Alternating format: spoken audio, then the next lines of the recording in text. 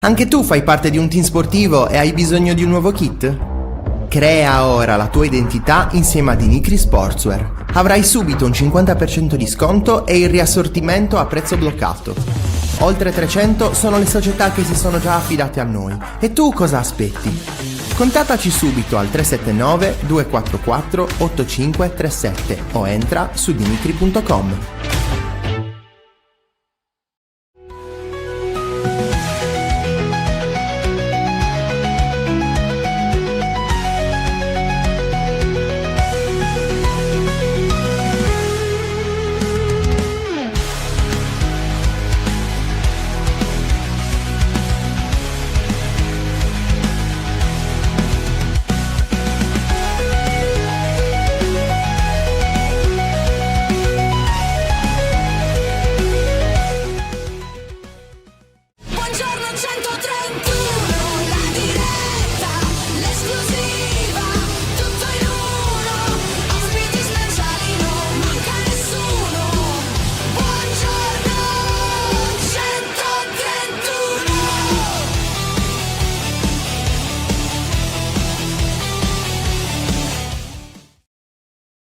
Buongiorno e ben trovati, nuovo appuntamento con Buongiorno 131, martedì 5 aprile, puntata 142, ma non sono da solo oggi, siamo al completo. Buongiorno a Francesco, ben trovato. Buongiorno, auguri a Stefano. E auguri a Stefano ovviamente. Buongiorno a Roby, ben trovato. Ciao Roby.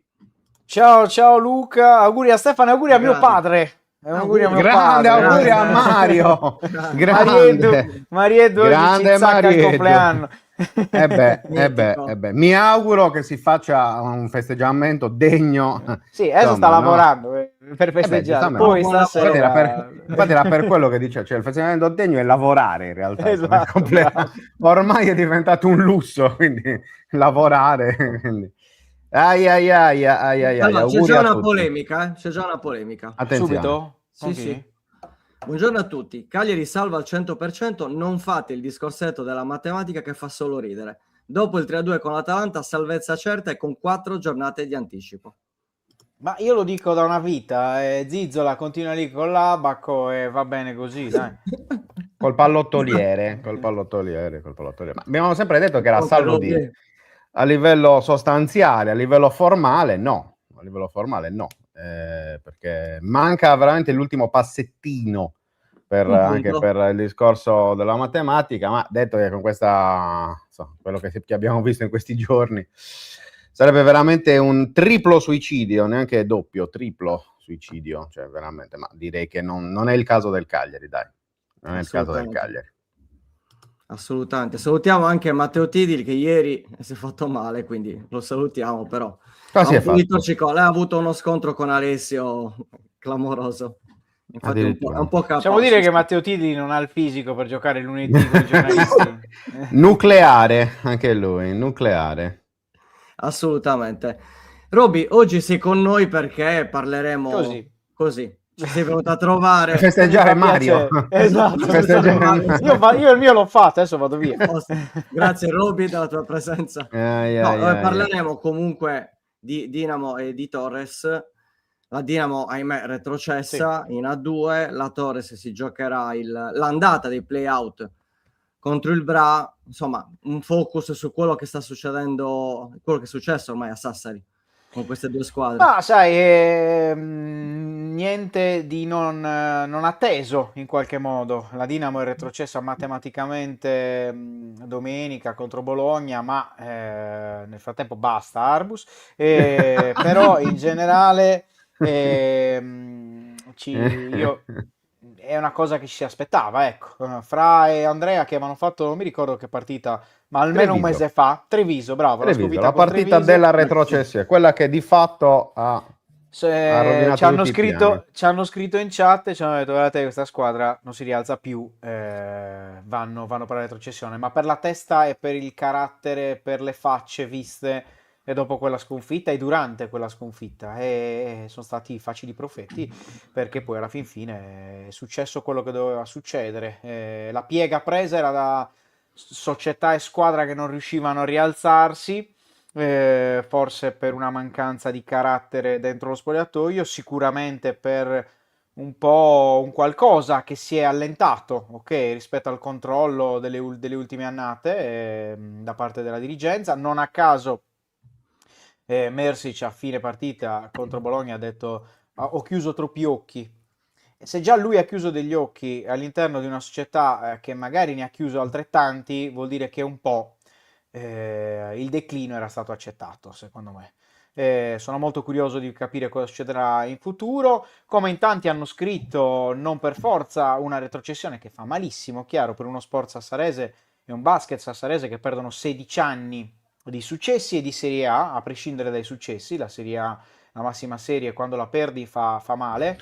Anche perché poi ritornarci, no, sarà complicatissimo, visto le difficoltà che hanno avuto anche altre piazze nel ritornarci in questi anni seduta stante. Però magari sarà anche l'opportunità per far nascere in parte una nuova Dinamo che prenderà spunto da errori e pregi del passato per fare un nuovo progetto, come sempre capita quando c'è una retrocessione.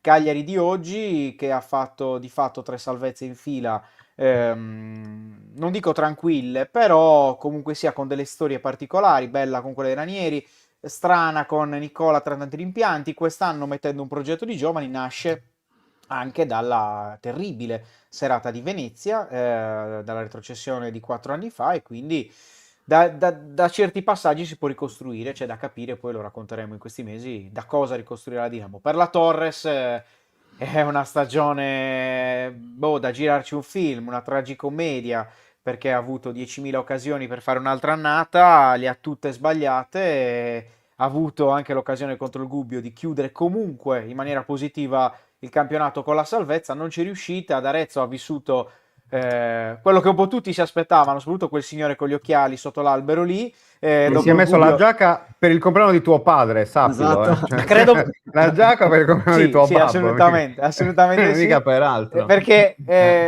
quel ragazzone lì, dopo il pareggio del Gubbio, ha detto: ad Arezzo succederà che noi ci proviamo, e all'ultimo arriva il biscottone dall'altra parte, e in qualche modo aveva più che ragione. E quindi te la devi giocare col Bra, Sestri Levante. Stranissimo, tra l'altro, perché centinaia di tifosi, la maggior parte saranno rossoblu, immagino, a Sestri. E vediamo un po' come va. Devi chiuderla bene. Mentalmente non è facile. Poi a livello tecnico la Torres è superiore, però, come abbiamo ripetuto 100.000 volte, col Bra in campionato non ha mai vinto. E vedremo. Ce l'abbiamo quindi Andrea Sini dalla Nuova Sardegna. Ciao Andrea, ben trovato e grazie di essere con noi. Ciao a tutti, buongiorno. Ciao Andrea. Sono collegato da Piazza d'Italia. Sta diventando la location degli ultimi collegamenti sassaresi di 131, perché Roberto domenica era lì, stamattina anche io faccio tu. Una passeggiata ogni mattina a Piazza d'Italia per andare a lavoro. Quindi... speriamo che il sindaco non ci faccia pagare la tassa, più che altro per l'occupazione del suolo pubblico, per questo. Andre, chiedo anche a te al volo, prima di entrare poi chiaramente nei temi, insomma, occhiali, dai. su questa... Ti chiedo un po' su questa retrocessione della Dinamo, perché settimana scorsa avevamo detto chiaramente è un qualcosa di atteso, la verità era sotto gli occhi di tutti, però quando si verifica effettivamente fa sempre più male. Oggi la Nuova ha scritto una bella intervista anche a Brian Sacchetti, che dice l'importante è capire come ripartire, no? Cioè, non è una disfatta la retrocessione, l'importante è che ci sia modo di ripartire nel modo giusto. Ecco, chiedo anche a te un commento. Sì, allora, io non ho sentito l'intervento di Roberto dall'inizio, ma ho sentito gli ultimi minuti e sono perfettamente d'accordo. Insomma, ha detto già molte delle cose che direi io. La retrocessione da tifoso è un disastro, no? È un dramma, è una roba, è la fine del mondo, come avevo anche scritto ironicamente sui social. Poi il mondo va avanti, lo sport va avanti e la Dinamo va avanti, perché appunto anche il paragone col Cagliari regge benissimo. I bagni purificatori, cioè è bello stare 15 anni di fila in Serie A, è bello starci 100 anni di fila, però poi ci sono dei momenti in cui, non lo so, serve magari o un reset completo, e te lo può dare soltanto uno shock come una roba di questo tipo, serve un reset, serve un bagno purificatore, un bagno, non lo chiamerei neanche bagno di umiltà come dicono molti, un bagno purificatore, ripartire da capo, chiarirsi le idee, capire cosa si rischia realmente, no? Perché se ti avvicini al fuoco poi ti bruci, quindi devi sapere a cosa stai andando incontro, e finora non era capitato, no? Perché era capitato sì di trovarsi a metà del girone d'andata con un bilancio negativo, però la Dinamo in 16 anni onestamente è sempre andata ben oltre le attese, e quindi bisogna avere le idee chiare su come ripartire. Però io devo dire che anche lontano dai taccuini e microfoni spenti, parlando con le persone della società, dal più alto in grado a quelli bassi, non dico che se lo aspettassero, però questo scenario l'avevano prefigurato già da almeno un paio di mesi fa, e quindi hanno iniziato a ragionarci, e questo è abbastanza confortante, il che non significa essere immuni da errori, da nuovi errori, però questo è lo scenario, ecco, quindi questo mi conforta. Dopodiché io sono sotto la statua, la vedete, dove, guarda, proprio l'altro giorno stavo sfogliando foto vecchie, la notte della promozione in Serie A nel 2010, qua un temerario si è arrampicato sulla statua, ha piazzato una Serie A gigantesca, e io ricordo la sensazione netta che c'era allora di aver raggiunto l'incredibile, perché la Dinamo era 20 anni in A2, era retrocessa anche in B1, era passata attraverso qualche disastro, e ricordo proprio in maniera chiarissima la sensazione di essersi tuffati col paracadute in un volo fantastico, che poi in realtà è stato ancora più bello. E niente, quindi senza farla troppo romantica, lo sport è così, si prende quello che arriva, si cerca di rimboccarsi le maniche, e torno a dire, mi sembra che dalle parti di Viannelli le maniche se le stiano rimboccando. Ecco, proprio su questo, Andre, perché poi il tema del futuro, a questo punto ne abbiamo già parlato, del passato, no? Di quella che è stata la stagione, quelli che sono stati gli errori, quindi ora secondo me bisogna soltanto guardare avanti, perché appunto fondamentalmente non si va molto, molto lontano, ancora stando lì a rimestare, no? Quelli che sono stati gli sbagli di quest'anno. Come guardare avanti? Perché chiaramente ora ci sono diverse ipotesi sul piatto, ci sono diverse voci che girano anche non solo a Sassari ma in generale un po' nel mondo del basket italiano, cioè sarà un'estate molto calda in generale, c'è questo punto di domanda gigantesco di Roma, il discorso NBA Europe che un po' emoziona e dall'altra parte spaventa anche, no? Gli appassionati di basket italiano, perché chiaramente è un salto nel vuoto e non si sa dove si può andare. Secondo te la Dinamo in tutto questo dove si inserisce? Punto interrogativo. Si potrebbe inserire con un ripescaggio ancora in Serie A, non parlo neanche di acquisto di titolo sportivo, potrebbe esserci anche un ripescaggio, potrebbe esserci un acquisto di un titolo sportivo, potrebbe esserci anche una 2 da fare ad alto livello, perché è chiaro che se ti metti a nuotare nella melma con un braccio solo è difficile stare a galla. Se vai in A2 devi essere pronto e ben corazzato, e magari cercare di salire subito, se questi sono gli intenti della società, e credo proprio di sì. Quindi lo scenario per quest'estate è quello. L'altra riflessione che mi viene da fare è che da qui a settembre la Serie A sarà completamente diversa, perché c'è la questione degli italiani, gli italiani bravi, che non sono tantissimi ma ci sono, e che sono quasi tutti destinati all'NCAA con contratti pari a quelli che hanno adesso ma con 1-0 in più. Quindi già il mercato degli italiani è drogato, perché ci sono in circolazione italiani mediocri a prezzi altissimi. Quindi io credo che sarebbe necessario, e so che ci stanno riflettendo in Lega, eliminare la regola della presenza di italiani, perché si creerebbe secondo me un campionato fatto di mezze squadre, cioè di buoni americani e di 5 italiani scarsi, oppure un italiano decente e altri scarsi, perché non ci sono proprio sul mercato, no? Abbiamo visto noi domenica Niang, che ha giocato in ciabatte, non era proprio la sua partita migliore, però Niang lo salutiamo, insomma, lo vedremo in cartolina l'anno prossimo. È tutta gente che andrà a giocare altrove.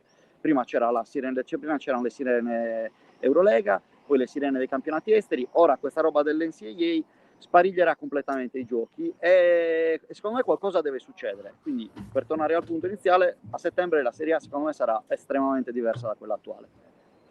Roby?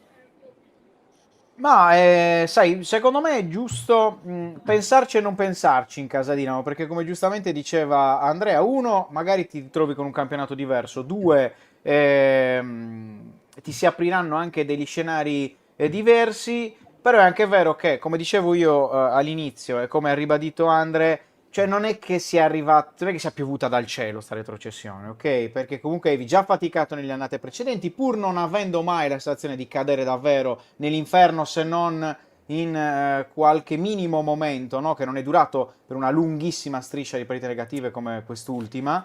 Però ti ha dato questa retrocessione anche il tempo per, ok, ridimensioniamoci. Ci sono stati anche già dei ridimensionamenti all'interno del club stesso, qualche cambiamento di ruolo, qualcuno che saluterà a fine stagione. Parlo di extracampo, non solo campo. Quindi la società ha avuto il tempo, no? Per in qualche modo mettere un po' di fieno dove cadere. Dopo la retrocessione, e secondo me la Dinamo fa bene, se a prescindere da quello che poi arriverà per qualcosa di extra, appunto, come può essere un ripescaggio, come può essere l'acquisizione di un titolo, cioè una nuova opportunità, ha già il suo piano A, non solo il piano B, cioè quello di ripartire con un'identità diversa, con la costruzione di una rosa che sarà tutta da rifare, anche a livello di chi prenderà le scelte, no? Perché comunque abbiamo raccontato di Sartori e quant'altro, di come è andata, di come è andato il post Pasquini, cioè comunque delle difficoltà oggettive di costruire c'erano già state anche poi nell'ultimo periodo con Pasquini, perché non è che la colpa è solo di chi poi ha preso alcune scelte a livello di giocatori, e quindi secondo me si dovrà partire, come è già stata fatta, con un'analisi profonda di ciò che si è sbagliato, con un'analisi profonda di ciò che si vorrà essere. Secondo me è molto importante questo, cioè perché comunque da quando anche c'è stato un ridimensionamento con il banco, c'è stata la volontà anche di Sardara di aprire a nuovi soci, di aprire a un'eventuale cessione. Non è che siano state tutte queste risposte, no? O del territorio di altri per dare una mano concreta o addirittura anche da fuori, e quindi sarà anche un po' l'anno della verità su quello che diciamo, un po' di come risponderà sia il territorio che lato magari di investitori che aiuteranno Sardara o Sardara stesso, quello che sarà il suo progetto. Se permette aggiungo anche un altro elemento. Vai. Che è cresciuto in questi anni il contesto, dal Covid in poi è cresciuto il contesto attorno, perché certo. Io suppongo che il budget della Dinamo sia rimasto più o meno invariato, anzi forse quasi diminuito. Stagione si è spostato più sulla squadra, perché la Dinamo quest'anno non ha speso poco, quindi dico il budget facciamo che sia rimasto più o meno uguale a quello della Dinamo e si è spostato più sulla squadra.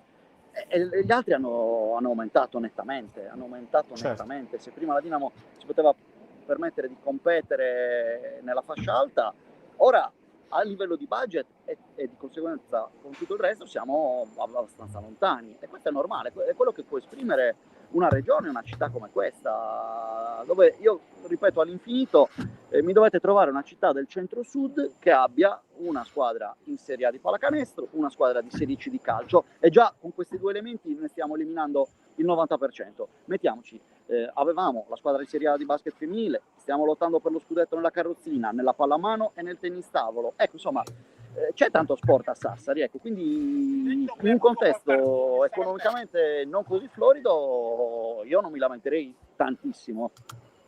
Sì, che poi quello che dice, ripete sempre Nando Mura, che salutiamo. Proprio a Nando, Andre, poi per chiudere il discorso Dinamo, prima di passare al discorso sì. Torres, faccio a te la stessa domanda, e anche a Roby, faccio a voi due la stessa domanda che ho fatto a Nando domenica nello speciale post partita, ovvero, a prescindere chiaramente da quello che sarà poi il campionato in cui l'anno prossimo giocherà la Dinamo, quindi che sia Serie A1 o che sia Serie A2, voi di questa rosa, di questo roster, vale anche il coach ovviamente, confermereste qualcuno? Perché la domanda? Per tutte e due, quindi inizia tu e poi va Roby. Io ne confermerei uno e gli altri gli farei pagare anche il biglietto per tornarsene a casa loro. Faccio una risposta da tifoso. Per rientrare un po' delle spese del buco, diciamo, della retrocessione. E poi, come dicevo a voi qua un mesetto fa, sarebbe molto bello da qui, visto che i contratti scadono al 30 giugno, sarebbe molto bello ora mandare la squadra in giro per la Sardegna da qui al 30 giugno, ogni giorno un allenamento in un campo diverso, una visita in una scuola di un paese diverso della Sardegna. Sarebbe molto bello coinvolgerli in questo progetto. Possibilmente partendo alle 6:30, alle 5, insomma 5:30 del mattino, sì, così sì, per rendere ancora il tutto più... orario americano, guarda, ci si adatta benissimo col fuso orario americano. Sì, lui, Andrea ha preso solo le scuole del Sulcis Iglesiente. Da soprattutto le isole, no, ma soprattutto l'altra volta era le isole. Andrea diceva il giorno Carloforte e la Maddalena e il giorno dopo la Maddalena, anzi a caffè. Esatto. Roby? No, mi è piaciuta questa risposta da tifoso di Andre. No, io andrei per un Repulisti generale, devo essere sincero, ma perché ci sta, dai, anche a livello di mentalità, non è che a parte qualcosina a qualche momento qualcuno non è che mi abbia proprio esaltato questa Dinamo a livello di carattere, quindi secondo me è giusto riparti con un progetto nuovo, totalmente nuovo. Io l'unico che salverei è Ceron, ve lo dico, perché quella partita contro Venezia, già quando era venuto il nostro ospite qui, mi era piaciuto tanto a livello umano, la partita contro Venezia e anche la partita contro la Virtus di domenica hanno aggiunto ulteriormente, no, questo sentimento positivo nei suoi confronti. Ragazzi, chiudiamo l'aspetto Dinamo, torniamo sul discorso Torres, che abbiamo solamente accennato prima con Roby, che ha detto la sua. Andre, chiedo anche a te, ovviamente, cosa aspettarsi da questa gara di play-out di andata di sabato sera contro il Bra? Bella domanda. C'è da aspettarsi 2 pareggi, no? Così ne abbiamo fatto 18, quest'anno arriviamo a 20. C'è da aspettarsi 2 pareggi e no, io un po' la temo.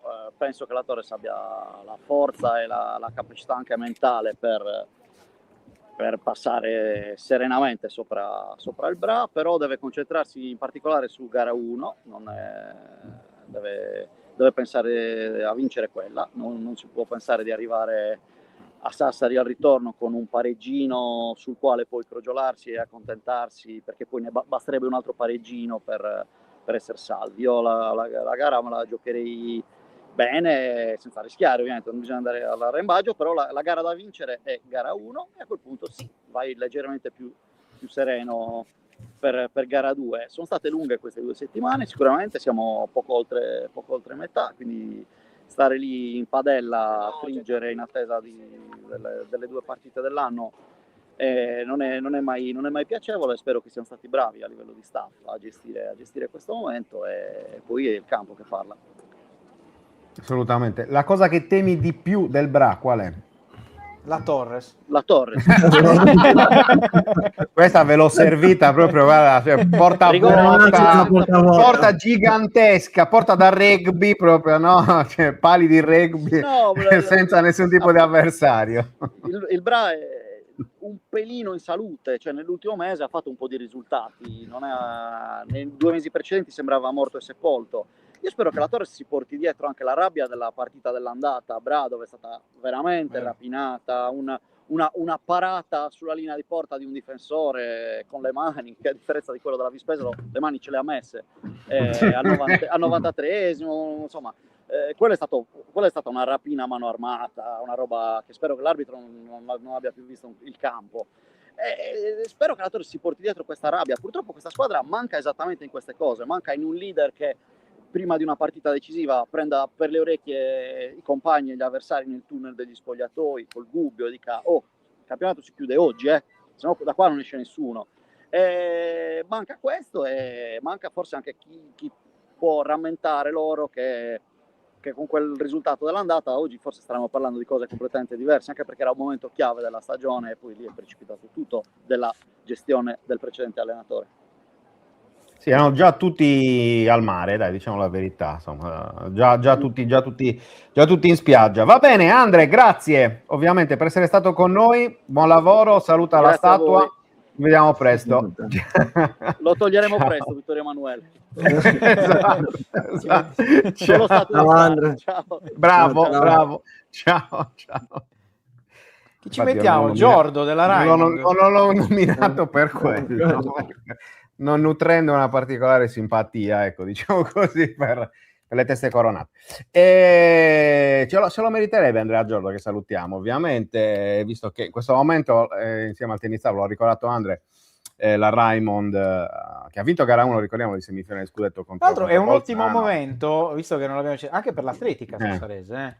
Sassarese, Portotorrese, però, cioè, voglio dire, in generale, il Nord Sardegna sta sfornando anche... ma quello che diceva Andrea e poi quello che dice sempre Nando, insomma, e lo diciamo spesso anche noi, ovviamente, cioè, Sassari è la città più sportiva della Sardegna, lo dice un cagliaritano, quindi questo credo che valga 2 volte, però è vero, cioè Cagliari non ha in questo momento su più sport il livello cioè i livelli non raggiunge i livelli di Sassari, quindi insomma, comunque noi parliamo in generale come sempre. Va bene, Roby, non so se tu resti ancora o ci saluti. No, come vi saluto, sono in turno. Molto bene. Roberto, che ricordiamolo, poi sarà il nostro inviato sabato a Sestri Levante, una delle trasferte più comode della storia di 131, perché insomma, vabbè, lasciamo perdere poi anche il discorso trasferte che è meglio così. Paradossalmente più comoda di Arezzo, in un modo o nell'altro. Mamma mia, ma infatti guarda, le ultime 2 dell'attore sono 2 comodità estreme. Va bene, buon lavoro, ciao, caro Roby. Ciao. Allora, prima di lanciare il solito momento più atteso del martedì e della settimana, c'è il momento pavone di Luca Di Leonardo. Quindi, aspetta un attimo, Ale, che c'è il momento pavone. Aspetta, tu c'hai tutto? Tu no, non c'è niente. Niente. Vabbè, mi metto le mani così. Metto così. Questo perché? Facci vedere. Facciamo. No, aspetta. Vai adesso. Vai. Eccoci qua. Non si vede? Insomma, l'ultima giornata del fantacalcio, della sfida di 131 contro la redazione, abbonati contro la redazione. Insomma, i due qui presenti, di Leonardo e Aresu, anzi Aresu e di Leonardo, per essere precisi, hanno messo tutti in riga. Finalmente direi, alla 35esima giornata, incredibile. Ma io faccio sempre che quando ci sono pochissimi gol nella giornata, di solito la mia squadra va molto bene.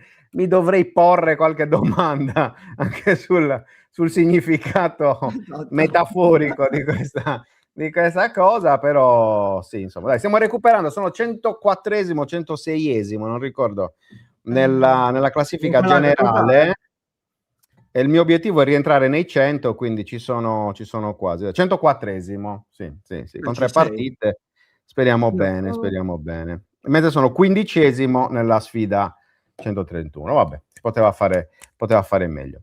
Va bene, tu stai guardando, ma lascia perdere, tanto non è il tuo mondo il fantacalcio, l'abbiamo capito questo. Hai ragione. 77, andiamo. Vedi, 77. Come la tua età? No, l'anno di nascita, occhio. Scusami. Lapsus. Scusa. Ma facciamo in serie adesso, dai. Facciamo in serie. Sigla!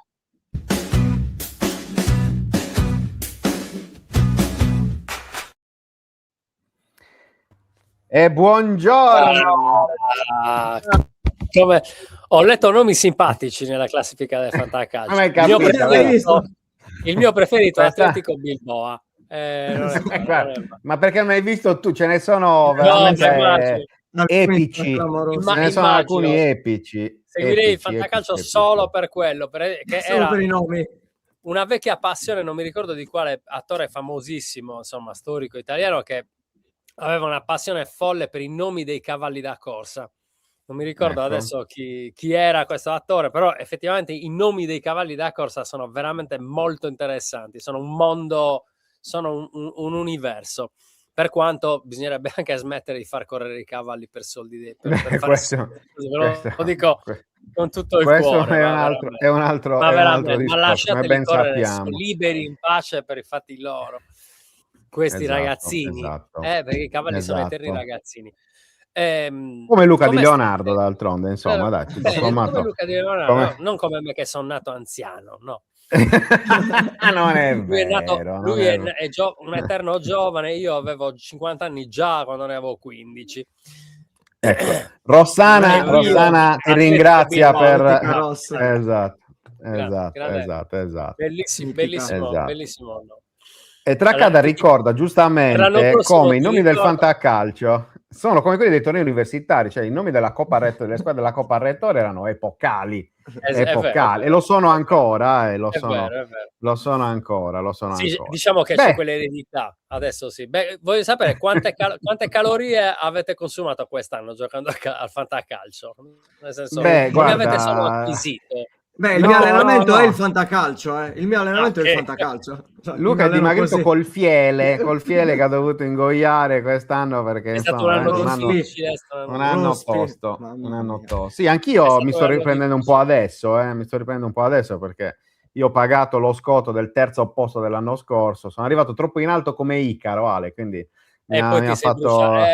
Questo è questo, cioè è il destino di tutti, È vero. Va bene, questo Bologna-Cagliari, cosa vogliamo dire di questo pareggino balneare, un po' noiosetto, un po' di caldo, un'amichevole estiva fuori stagione, insomma, allora, un'amichevole estiva fine stagione, perché semplicemente le due squadre fondamentalmente, non dico che nessuna delle due avesse degli obiettivi, però ricordiamoci anche che si è giocato veramente a Bologna a mezzogiorno e mezza di domenica.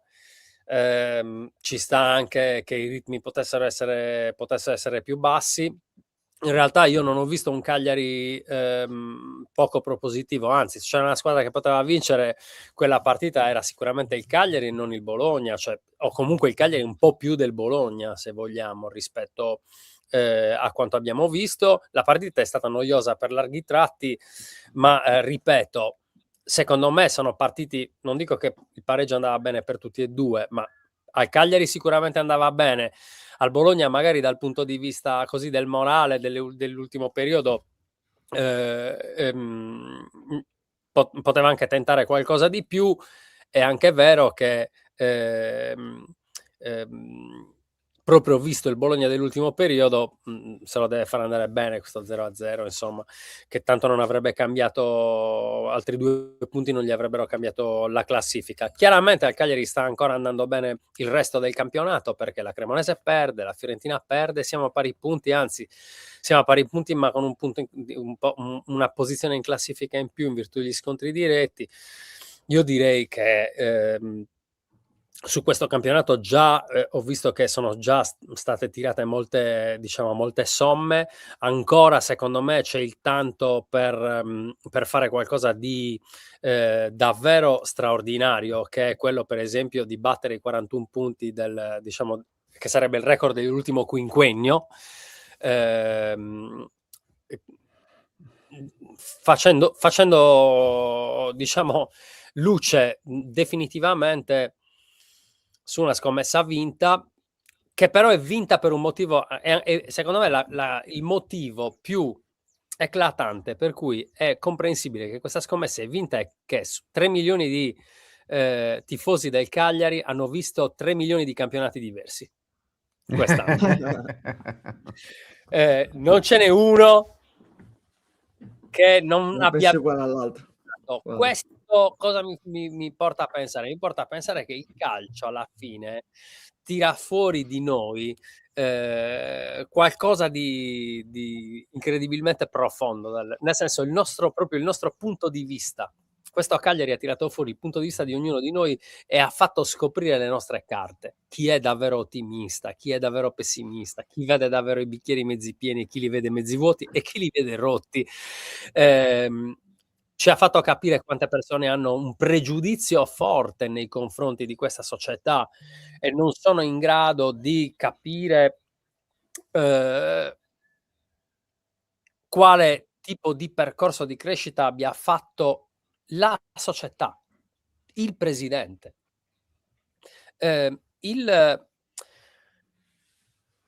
Il Cagliari, il Giulini che arriva nel 2014, prende il Cagliari retrocede facendo fondamentalmente una scelta di cuore, quella di Zeman, una scelta folle, che ci faceva capire però con quale spirito questo ragazzo, perché ricordiamoci che era un ragazzo di 35-36 anni, non mi ricordo, che 37 se non sbaglio. 37 anni, che insomma mi pare che sia coetaneo di Luca Di Leonardo, esatto. Giulini. Allora aveva 37 anni nel 2014.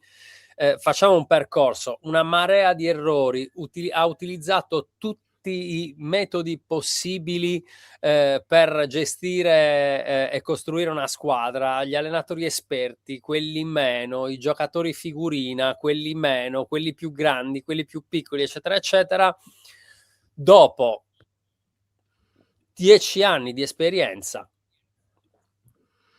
che se vogliamo nel mondo del lavoro non sono tantissimi, nel senso, in un mondo complesso come quello del calcio professionistico, della Serie A, della Serie B, ricordiamoci, la Serie B vista comunque soltanto 2 volte e sempre in toccata e fuga, alla fine questo percorso che ha compiuto lo ha portato a prendersi una enorme responsabilità. E questo campionato va letto, le scelte di questo campionato vanno lette alla luce di questi 10 anni, non di questo singolo campionato, non della singola partita contro il Pisa, non delle chiare ingenuità che questa squadra ha manifestato durante l'anno, ma alla luce di un percorso molto più lungo.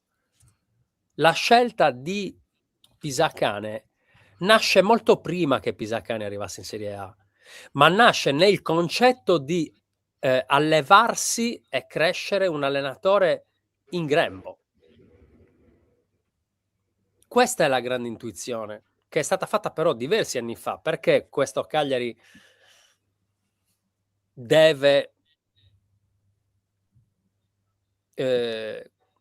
secondo me il successo di questo campionato, o comunque il raggiungimento dell'obiettivo di questo campionato, non solo a Pisacane, non solo ad Angelozzi, ma anche a allenatori e direttori sportivi che e anche diciamo manager dell'area del settore giovanile, che negli ultimi 4 o 5 anni hanno dato vita a un percorso, a delle tappe precise che dovevano arrivare a questo inizio. Questo, ragazzi, è un inizio. Se non non lo so, è talmente facile da capire questa cosa. Su questo però, Diablo, ti fermo subito, perché uno dei temi di cui volevo parlare stamattina, di cui volevo anche provocare su questo, è chiaramente forse il tema che è uscito fuori dalla conferenza stampa e dal post partita di Bologna. Ci abbiamo scritto noi, e non soltanto, perché poi ho visto anche, per esempio, anche l'amico e collega Alberto Maso di Videolina, nel suo servizio del telegiornale di ieri, ha messo un po' l'accento anche lui su questo. Il discorso del futuro di Pisacane, perché? Perché noi abbiamo sempre pensato, sempre detto, sia un po' per quelle che erano le sensazioni dettate appunto, magari da qualche chiacchierata, o direttamente con lui, o con qualche dirigente, o in generale, insomma, un po' con tutto l'ambiente, che lui volesse continuare a Cagliari, no? Anche l'anno prossimo. Giulini, quando ha parlato alla Gazzetta dello Sport prima della gara contro l'Inter, ha detto chiaramente, no? Cioè, in caso di salvezza sarebbe sbagliato non proseguire con lui. Luca sabato in conferenza stampa ha provato a stanarlo dopo che, ne abbiamo parlato anche ieri, erano uscite delle voci sul possibile futuro di Pisacane lontano da Cagliari, per bocca di eminenti esperti di calciomercato, cioè da Fabrizio Romano in giù. Ok, se Fabrizio Romano, che è il guru del calciomercato internazionale, parla di te, insomma, qualcosa c'è. Ok, cioè un motivo c'è, e bisogna capire quale, ovviamente, il motivo. Al momento non abbiamo ancora tutti gli elementi, però ecco, dopo tutto questo, Pisacane risponde a Luca: ci sarà tempo di parlare del mio futuro, adesso a me interessa parlare del Cagliari. Dopo la partita col Bologna, tutti si aspettavano più o meno una risposta su quel binario, no? un secondo capitolo di quella che era la risposta data il giorno prima in conferenza stampa, e invece ecco i dubbi. Questo è stato un anno zero, l'anno prossimo sì, infatti Schira, ma anche Pedulla, sono tanti, sono diversi gli esperti di calciomercato che hanno parlato di Pisacane lontano da Cagliari. E lui che dice è stato l'anno zero, e l'anno prossimo, al di là del fatto che ci sia Pisacane o meno in panchina, lo dice in conferenza stampa e lo dice anche a DAZN, in entrambi i casi senza che nessuno l'avesse sollecitato a dare una risposta sul tema. E quindi anche questo, no, resta un punto di domanda non da poco in questo momento. Ecco, tu che hai letto, che avrai ascoltato e tutto, come interpreti questa uscita? La mia sensazione è che siamo in fase contrattuale. Ok. Sappiamo che Pisacane dovrà rinnovare il contratto. Sì. Quindi sappiamo anche come si fa il mercato. E sappiamo anche che il mercato si fa con le richieste. Più c'è richiesta e più vale l'oggetto del contratto. Io, se dovessi essere, diciamo, la persona che suggerisce a Pisacane come comportarsi, chiaramente utilizzerei nei confronti di qualunque società la leva della richiesta. Ok, io questo contratto lo voglio anche rinnovare, però mi vogliono questi e questi. E probabilmente sono disposti a darmi questo e questo. Tu cosa sei disposto a darmi? Questo purtroppo è il capitalismo e il neoliberismo estremo che va a tagliare, che va a entrare a gamba tesa, anzi a intervento a due piedi sulla, come dire, sulla poesia del calcio, no? Perché è chiaro che Pisacane, se dovesse confermare quanto si è visto quest'anno da esordiente, è destinato ad altre panchine nel tempo, ma non è, secondo me, neanche così poco intelligente da pensare di fare il salto ora da quel punto di vista. E credo che anche lui sappia che fare un altro anno al Cagliari con 3/4 di rosa confermata, per esempio, potrebbe dargli la possibilità di lanciarsi in maniera molto più interessante l'anno prossimo. E sinceramente credo che questa sia proprio il classico atteggiamento di fine campionato e di quando ancora le carte sono da firmare. Così a occhio. Poi non lo sappiamo, magari davvero Pisacane vuole forzare i tempi su per esempio un'esperienza all'estero. Io penso per esempio che Pisacane quando se ne andrà non rimarrà in Italia.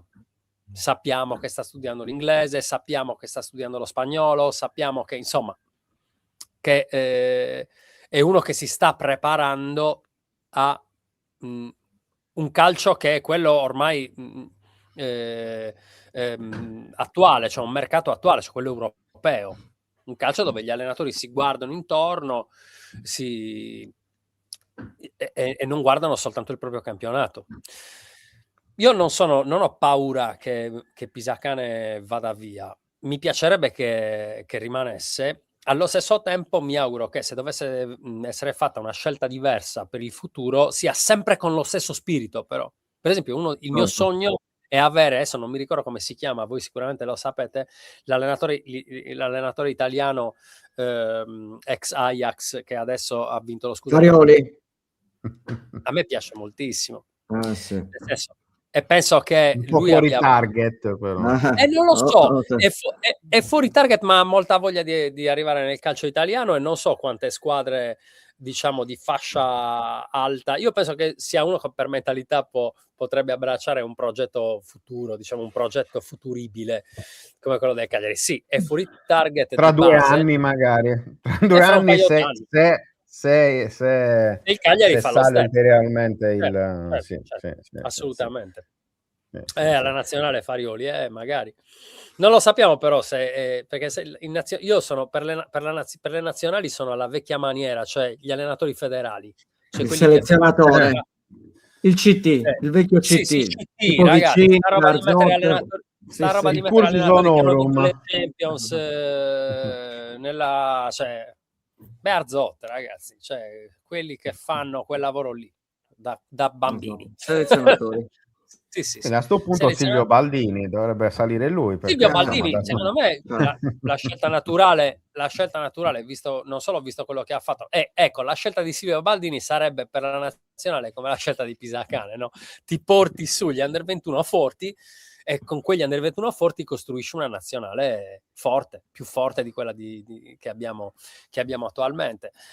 Pisacane certo che è destinato a piazze più interessanti, perché comunque è un allenatore di carattere, un allenatore che ha personalità, ma soprattutto quello che gli riconosco molto più, ed è una roba, ragazzi, che neanche Ranieri aveva, nessun allenatore del Cagliari ha avuto, di quelli che ricordo io, l'onestà intellettuale. C'è un allenatore che è in grado, forse guarda, bisogna tornare davvero per alcune frasi, per alcuni modi bisogna tornare davvero a Scopigno, cioè un allenatore che ti dice la forza di un uomo è nella sua debolezza, o comunque, se non frase testuale, comunque ti esprime un concetto del genere, cioè è nelle nostre fragilità che noi dobbiamo costruire qualcosa di importante. Ragazzi, è un allenatore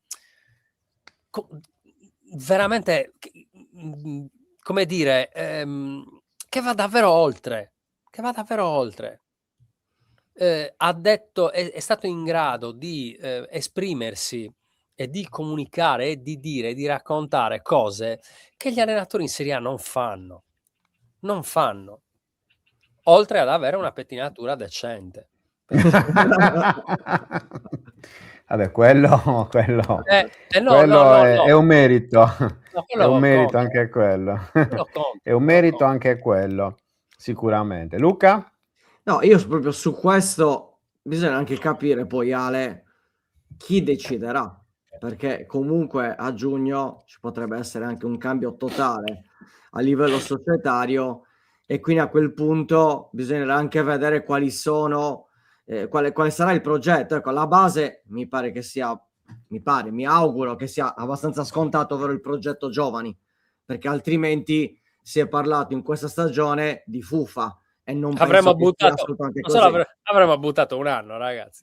Certo, è proprio quella situazione, quindi bisogna capire anche da questo punto di vista la sensazione, avendolo visto comunque nel momento in cui parlava sia della domanda fatta sabato sia nel post conferenza, io lo vedo abbastanza tranquillo da un certo punto di vista, quindi comunque parliamoci chiaramente, almeno io la vedo così.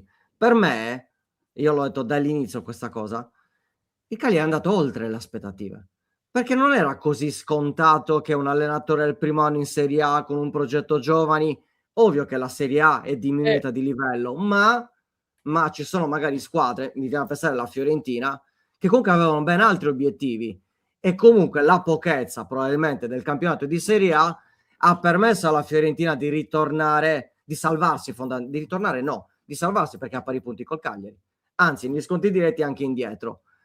Quindi è una situazione dove, ok, si è partiti col discorso legato a Pisacane, ma la base è il progetto giovani. Non è Pisacane la base? Oppure li vedi assolutamente associati?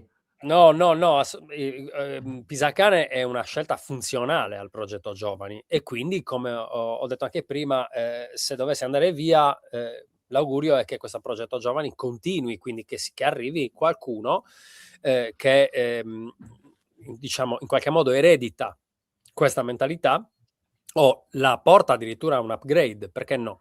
Però ragazzi, veramente siamo in un periodo in cui Palestra dice di pensare al Cagliari, cioè sono quelle interviste per cui che è normale, cioè chiunque non ha firmato un contratto, non è legato ancora, cioè lui deve dire che non sa qual è il suo futuro.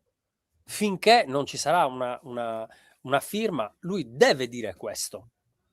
Però il discorso è che in questo caso, dato che il Cagliari è salvo ormai, c'è il rinnovo automatico. cioè c'è la clausola nel suo contratto, ricordiamolo sempre, sì, è proprio stata messa nero su bianco sul bilancio del Cagliari del 2025, che in caso di salvezza il contratto di Fabio Pisacane si ritiene automaticamente rinnovato di un altro anno. Quindi in teoria non ci sarebbe bisogno di firmare niente. Magari va no? ridiscusso. Perché, ecco, no, invece secondo me, cioè io vi provoco su questo. Sì, vai. Mi piace. Cioè più che un discorso meramente economico o di garanzie di qualche tipo, secondo me è più, cioè va più in direzione di una, ovviamente ragazzi, specifico sempre che non si sa mai, ma stiamo ragionando sul niente, cioè stiamo vaneggiando, non vorrei che questa cosa poi venisse in qualche modo riportata, virgolettata o cose del genere. Siamo al bar. Okay, esatto, stiamo ragionando così tra amici. Secondo me il discorso è più un discorso appunto di garanzie tecniche, cioè se io resto, due cose devono cambiare in qualche modo. Il primo è che io devo avere più potere decisionale su giocatori, su scelte generali, ok? Seconda cosa, se io dico che alcuni giocatori devono restare, restano.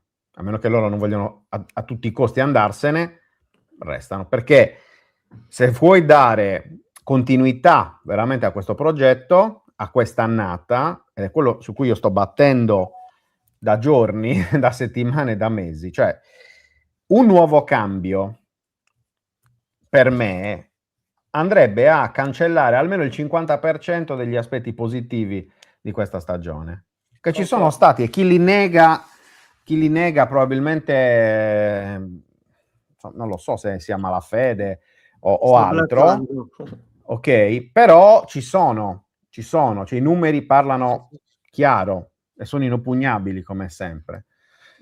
E cambiare nuovamente, cioè è un altro anno zero sarebbe. Sarebbe il terzo anno zero, anzi il quarto anno zero. Non sembrerebbe una mossa Nicola e Pisacane. Cioè l'unico anno zero, ragazzi, pensiamoci, l'unico vero anno zero era quello di Ranieri. Certo, il ritorno in Serie A. Perché Ranieri ha fatto un miracolo incredibile a riportare il Cagliari subito in Serie A e a salvarlo con una squadra tecnicamente più povera rispetto a quella di quest'anno e rispetto a quella dell'anno scorso. Quindi l'unico vero anno zero era quello.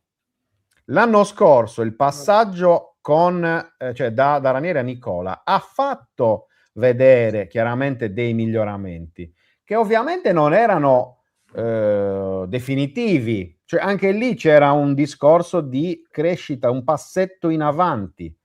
Quest'anno c'è stato un altro passo avanti. L'anno zero è stato sì il fatto che hai portato un allenatore totalmente digiuno di Serie A da allenatore, digiuno di dinamiche di gestione di un gruppo di adulti e di pressioni. Questo sì, questo sicuramente, però era un anno zero a metà, perché in realtà il progetto tecnico stava continuando era il terzo anno di valorizzazione di determinati giocatori, ok? Quindi riprendere un allenatore, cioè prendere un allenatore nuovo l'anno prossimo, per me è un passo indietro. Anche secondo me stai sempre tornando indietro. Sono d'accordo. Perché comunque anche la squadra, anche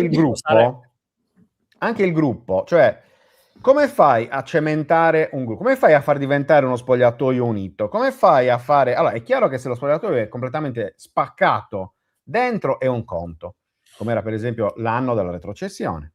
Ma se tutti dicono siamo un gruppo forte, siamo bla bla bla bla bla bla bla, allora smembrarlo anno dopo anno... Cioè anche il Cagliari di quando eravamo piccoli noi, quando eravamo giovani noi, quello di Cellino per dire, ogni anno ne vendeva uno, ma gli altri restavano però. Ok? Sì. E quell'uno che partiva veniva sostituito con uno che potenzialmente poteva essere nuovamente in 2 o 3 anni, no? Però almeno 2 o 3 anni restavi qua e ti facevi ti costruivi la tua storia a Cagliari, no? Ma Cagliari vale come altre squadre, adesso noi stiamo parlando del Cagliari, quindi parliamo, facciamo gli esempi di questo. Quindi, cioè, l'anno prossimo va via Pisacane, va via Esposito, anche in questo caso stiamo sparando, cioè non è che abbiamo, però ipotizza, va via Esposito, va via Foloruncio, cioè ogni anno ti stai rifacendo da zero o quasi, e allora quando cresci? Sì, guarda, al di là poi di quello che è il discorso del gusto del gioco, cioè mi piace come gioca Pisacane o non mi piace come gioca Pisacane, questo è diverso, cioè è un altro discorso, bisogna guardare il risultato, noi stiamo parlando di risultati in questo caso e non stiamo guardando il gusto personale, che quello è una dimensione totalmente soggettiva e quindi può piacere o può non piacere, ok? Perché anche a tanti tifosi dell'Inter non piace come gioca l'Inter di Chivu, per dire, eppure vai e criticalo, cioè poi ci sono quelli che lo criticano lo stesso, intendiamoci, è giusto, quindi non lo so, vediamo. Vabbè, si è stoppato, guarda come si è stoppato. Però è una posa stupenda. Ecco. C'è. C'è stato un momento di crollo. Allora, sicuramente dobbiamo specificarlo, quando parliamo di contrattazione non parliamo soltanto di soldi, ma parliamo anche di garanzie. Per gli allenatori è fondamentale, nel senso, sappiamo benissimo che ci sono allenatori, anche qualcuno più di altri, pensiamo a Conte, che chiedono moltissimo, ancora più che diciamo denaro, che le cifre sono anche abbastanza assodate, soprattutto per qualcuno.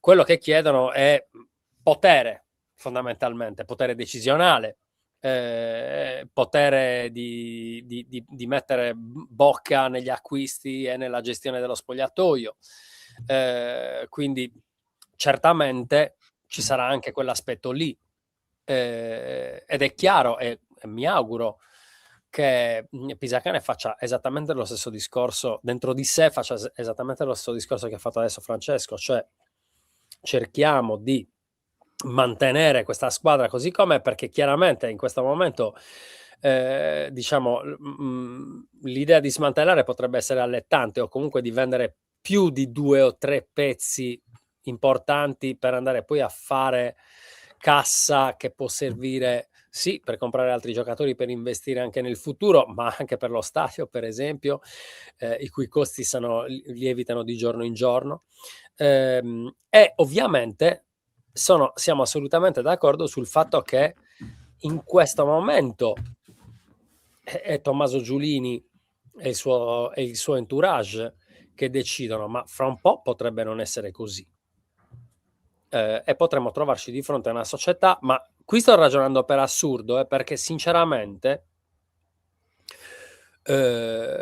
non troverei intelligente da parte di un'altra società andare a toccare quello che è, diciamo, andare a interferire in questo abbrivio che è stato dato, è vero sì già con Ranieri, ma con quest'anno in maniera molto importante, su un progetto che in realtà non fa una piega, quindi, ma noi parliamo diciamo con solo una parte di elementi che ci aiutano a creare consapevolezza. In realtà i nuovi soci del Cagliari avranno visto e guarderanno i numeri in maniera molto più approfondita e anche molto più specifica, e con strumenti anche molto più validi dei nostri, e credo che anche loro possano andare a valutare che questo sistema dà valore, cioè questo sistema, il sistema che ha portato Pisacane lì davanti e tutti questi esordienti, è il sistema che porta valore economico, ed è l'unico modo, in alternativa ai miliardi, per far crescere una società di calcio.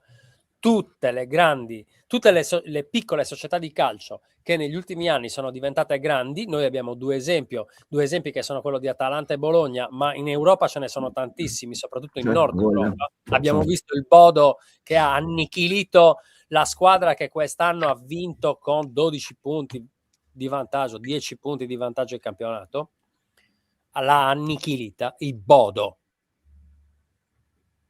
Nessuno sapeva manco dov'era. Però sì, con gestioni oculate del settore giovanile e con innesti intelligenti si crea valore, cioè si portano in Champions squadre che non hanno di fatto un fatturato da Champions. Non c'è un'alternativa. Non esiste un'alternativa a questo sistema. Cioè il Cagliari, nel senso, o i nuovi acquirenti portano i soldi del Como, e allora diventa tutto più semplice, ma se non ce li hai quei soldi, devi fare come hai fatto quest'anno. Io spero, mi auguro, anzi ve lo dico, la vostra redazione deve preparare una bella analisi della crescita del valore della rosa del Cagliari di quest'anno. C'è già un dato, Ale, proprio su questo, l'ho visto da poco, Transfer Market. Sì, bisogna fare un'analisi. Il Cagliari è la squadra che ha avuto il maggiore innalzamento del valore della rosa, nettamente. Scusate se faccio un gesto all'attone. Nettamente. Questo c'è già il dato, è uscito qualche giorno fa. Senza averne né chiesto né sentito. Cosa volete che vi dica? Nel senso, cosa volevamo di più? Soffrire un po' meno, credo. No, ma è impossibile, ragazzi, è impossibile. Quando, perché tanto arriverà quel momento, quando il Cagliari arriverà a lottare per l'Europa, soffriremo uguale, perché vorremmo andare in Europa. Il calcio è sofferenza. Ci sono pochi gli anni in cui godi come un riccio. Sono quelli in cui sei primo in classifica la terza giornata e non la molli più quella classifica lì. Nel senso, io non lo seguirei un calcio dove tutto è sereno. Non mi interesserebbe. Voi giocate a fantacalcio perché vi tiene tesi tutto il fine settimana. E siete lì a guardare, cavolo, quello l'hanno ammonito, no, maledetto, quell'altro, cioè questa come dire, la possiamo definire quasi una sofferenza anestetica. È quella sofferenza leggera, cioè per cose che non ci cambiano la vita. Il calcio non ci cambia la vita, non a noi, ok? Ma è quella sofferenza leggera che ci porta a dimenticare le sofferenze grandi dell'essere umano. Grandi. I problemi di salute, i problemi di famiglia, i problemi di lavoro, quella roba lì, vengono magicamente alleviati da cosa? Dal fatto che il Cagliari non sai se si salva. Ma non è meravigliosa sta roba qua? Ci sta. Io un paio d'anni di non sofferenza vorrei vederli, però. Ma allora Buongiorno 131 diventerebbe un programma di cucina. Può essere, attenzione, può essere. Facciamo i biscotti con Luca Di Leonardo. Può essere, collegamento da Casa Diablo. Parti da zero, possiamo diventare da zero a chef. A quel punto, anziché Polo Grembiuli di 131, capito? Vedo una coda, ho visto una coda. Eccola. Artemisia voleva salutarvi. Questa bambina non gliene frega niente di Pisacane a lei. Guarda, meraviglioso. Non gliene frega niente di Pisacane. Sta buona. Bene. Ale, in chiusura. E questa è fuori, chi lo sa, io la svermino, ma chi lo sa. In chiusura, sabato con l'Udinese per la salvezza della festa, che dici? Allora, io lo sapete che rapporto ho con l'Udinese, ecco, sì. La odio. È più forte ricordiamo di me. Povera, è più forte di me, non riesco, sto facendo un gran lavoro, faccio anche il risveglio Kundalini la mattina, ma su l'Udinese resta lì. Udinese e Conte Proprio perfetto. Non ce la posso fare. Non vedo l'ora che Conte diventi l'allenatore dell'Udinese per odiare, per concentrare così.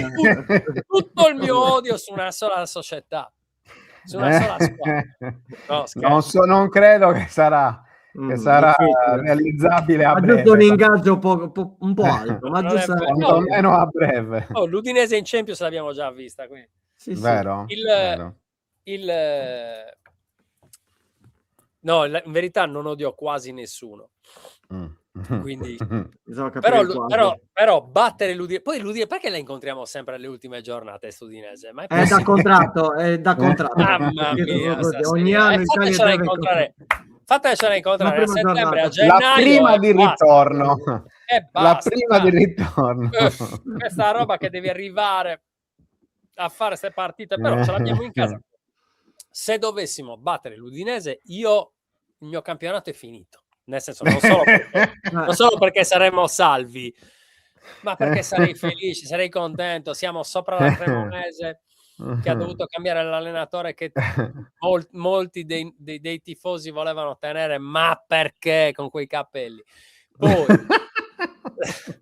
belli capelli. Si fa per scherzare, ragazzi. Siete non è che io malvagi, possa dire siete malvagi. Non è che possa dire molto sui capelli, no, è per alleggerire un argomento che dobbiamo vedere per quello che è.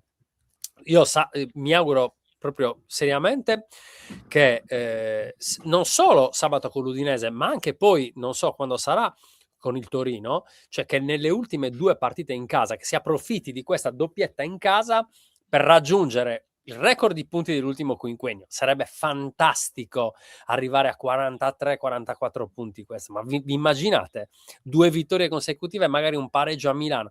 Sarebbe un campionato incredibile, e sarebbe il campionato che si meritano Pisacane, Giulini, Melis, Angelozzi, e soprattutto se lo meritano Palestra, 3P, Mendy, se lo merita Gaetano, se lo merita Esposito, se lo merita Caprile, se lo meritano Mina, se lo merita anche Mina, se lo meritano tutti questi ragazzi che quest'anno hanno fatto questo percorso di grande apprendimento, hanno imparato tantissime cose, hanno attraversato tantissime difficoltà, e spero che per molti di loro sia semplicemente la prima porta aperta verso una carriera fulgida e straordinaria. Quindi mi auguro che quest'anno sia proprio una festa. Spereusu diceva quello. Ale, grazie come sempre. Ci vediamo settimana prossima. Anzi, noi ci vediamo venerdì. E noi esatto. E ci sentiamo giovedì. Diamo appuntamento a venerdì prossimo per la rassegna stampa di Oltre, dove ci sono sempre i 120 secondi che riassumono la settimana sportiva. Secondo sarda. Più, secondo meno, come sempre. Sì, 120, 118, 125, vabbè.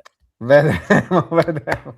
Grazie Alessandro Spedicati. Grazie a voi. Ci vediamo martedì. Ciao Diavolo. Ciao. Eccoci qua. No, c'era un commento a cui volevo rispondere, sono i commenti, che era quello di Isidor, che diceva che effettivamente non mi sono spiegato bene quello sull'anno zero e tutto, perché forse probabilmente sono stato poco chiaro, anzi sicuramente sono stato poco chiaro.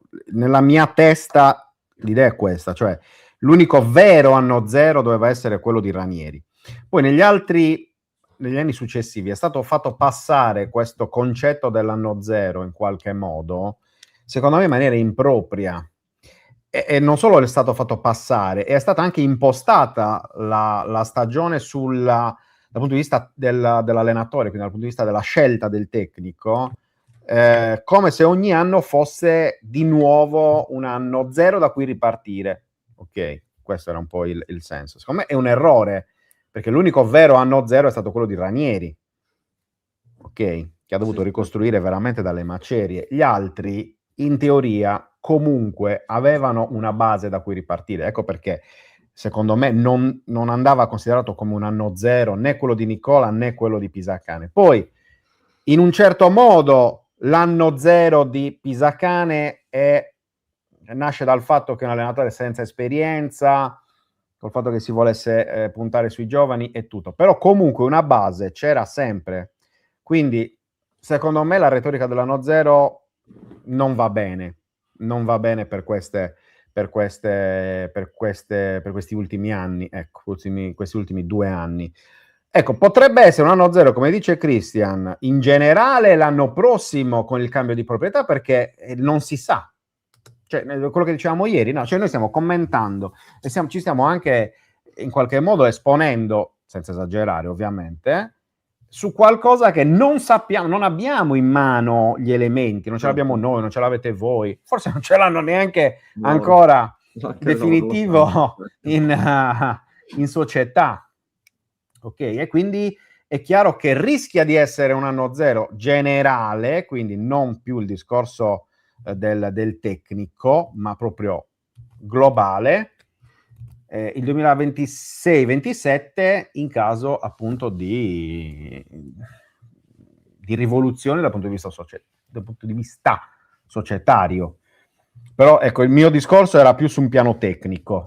E non mi piace questa retorica appunto dell'anno zero, personalmente, poi ripeto, no, anche perché comunque sull'anno zero ci puoi creare una stagione, nel senso tanti cambiamenti, bisogna capire cosa si intende per anno zero nel momento in cui cambi tutto, perché l'anno zero... È un anno zero, cioè avevi Caprile che è rimasto dall'anno scorso, avevi Mina che è rimasto dall'anno scorso, avevi Ober che è rimasto dall'anno scorso, Gaetano che è rimasto dall'anno scorso, Adopo che è rimasto dall'anno scorso, De Iola che era cioè ci sono stati sicuramente tanti giocatori nuovi, tanti innesti, tanti giocatori anche giovani e l'allenatore giovane in primis, però parlare di anno zero... Anno zero, come Ranieri ha cambiato mezza squadra dalla Serie B alla Serie A. Il Cagliari era 13° in Serie B quando è arrivato Ranieri. Di cosa stiamo parlando?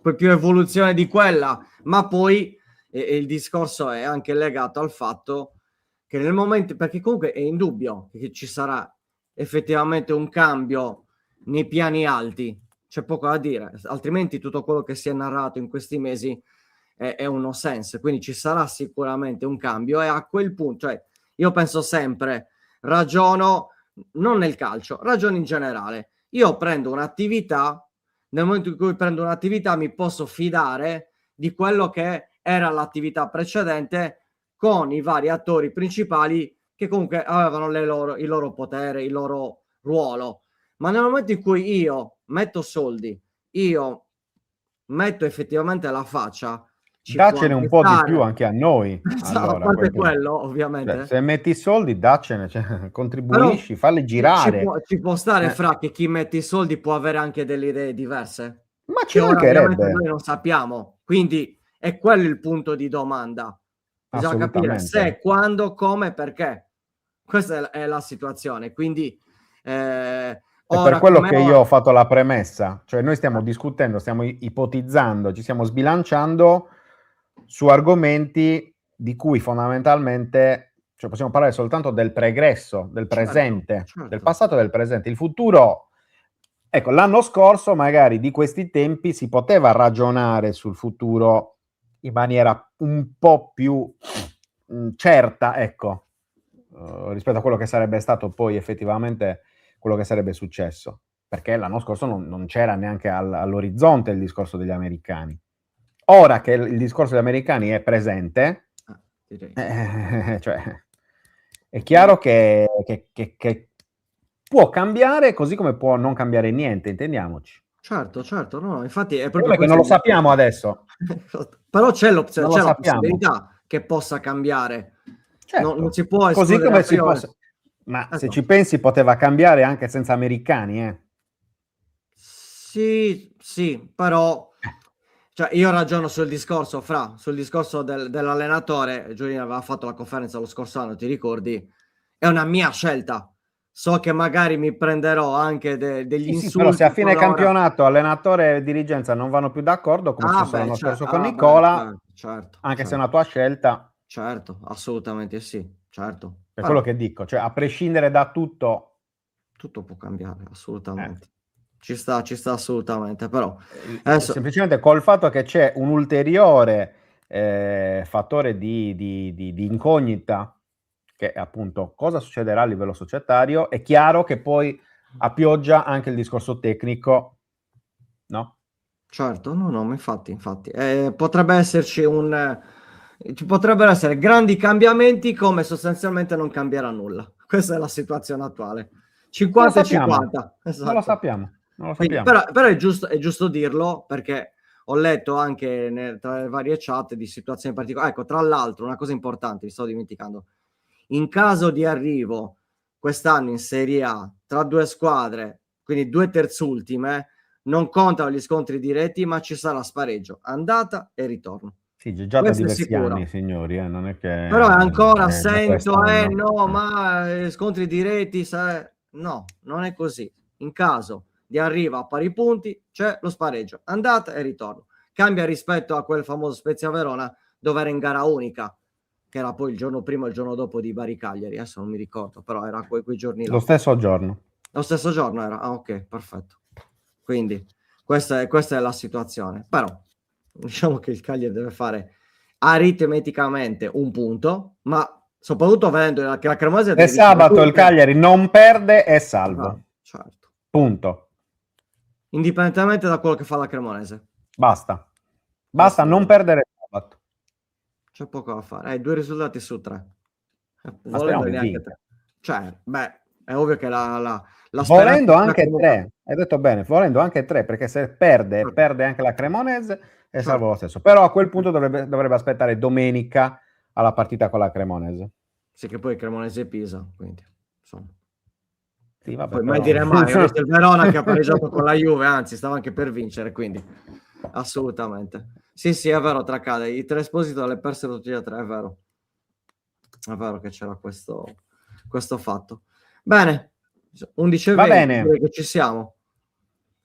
Chiudiamo. Va bene, sì, assolutamente. L'abbiamo fatta anche oggi. Sì, assolutamente. Ci vediamo domani dalle 10. Oh yes. Ci sarà un ospite conosciuto abbastanza. E l'altro pure. Cosa stai dicendo? Ma la Save. Ma no, perché ti devi infognare su queste... Ma no, era domani, ragazzi, lasciatelo perdere, c'ha un'età. E dopo un po' perde. Dopo l'ora e 20, dopo l'ora e un quarto. Batteria. Esatto. C'è l'ED che si accende. Sei come il Pisa che dopo l'ora di gioco crolla, regge un'ora e poi dopo un po' crolla. Anche tu sei così. L'età che avanti oramai ti conoscono, quindi non è che si offendono. Ormai lo sapete. Lo sanno. Quindi ormai è un dato di fatto. Vabbè, così. Esatto. Accettiamo o non accettiamo. Esatto. Oramai è una guerra persa. A domani, giovani. Ciao ragazzi. Quindi non Luca Di Leonardo. Ciao.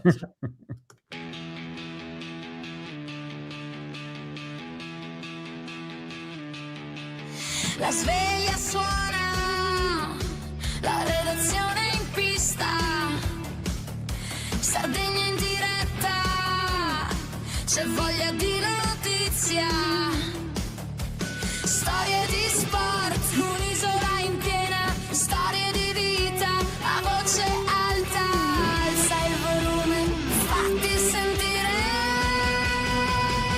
Buongiorno 131, la diretta, l'esclusiva, tutto in uno, ospiti speciali, non manca nessuno.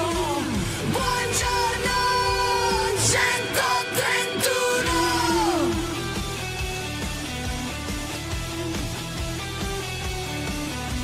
Storie di sport, storie da raccontare, tra il campo e il mare c'è tanto da dire. Alza il volume, fatti sentire. Buongiorno 131, la diretta, l'esclusiva, tutto in uno, ospiti speciali, non manca nessuno. Buongiorno 131.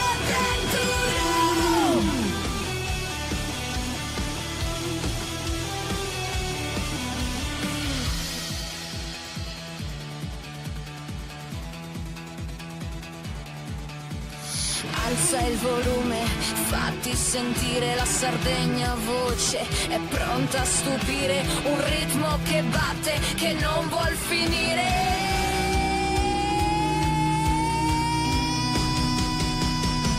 Buongiorno 131, la diretta, l'esclusiva, tutto in uno, ospiti speciali, non manca nessuno. Buongiorno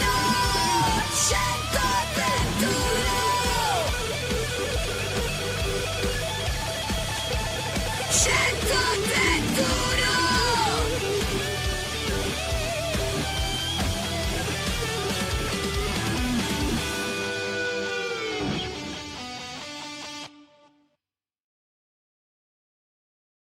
Anche tu fai parte di un team sportivo e hai bisogno di un nuovo kit? Crea ora la tua identità insieme a Dinicri Sportswear. Avrai subito un 50% di sconto e il riassortimento a prezzo bloccato. Oltre 300 sono le società che si sono già affidate a noi. E tu cosa aspetti? Contattaci subito al 379 244 8537 o entra su dinicri.com.